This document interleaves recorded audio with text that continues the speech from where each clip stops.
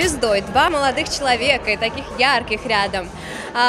Puiši, kas šodien būs redzams uz skatuves?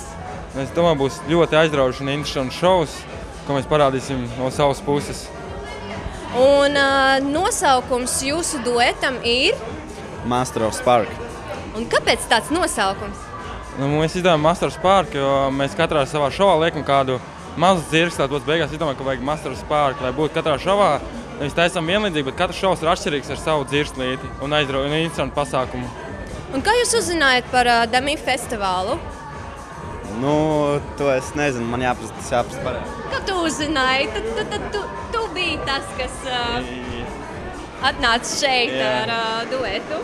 Mani uzaicināja viens pazīstams cilvēks, ka ir interesanti pieteikties šajā pasākumā, un es domāju, kāpēc nepamēģināt un bišķi nemēģināt sevi popularizēt savu duetu. Tad es novēlu jums veiksmi un varbūt kaut kas vēl, ko jūs gribētu tā kā pateikt cilvēkiem, kas skatās. Es ceru, ka būs aizraujošs un interesants pasākums, un paldies visiem organizatoriem, ka šo pasākumu ir taisījuši un pūlējušies visu pūs, lai šis pasākums izdotos. Paldies!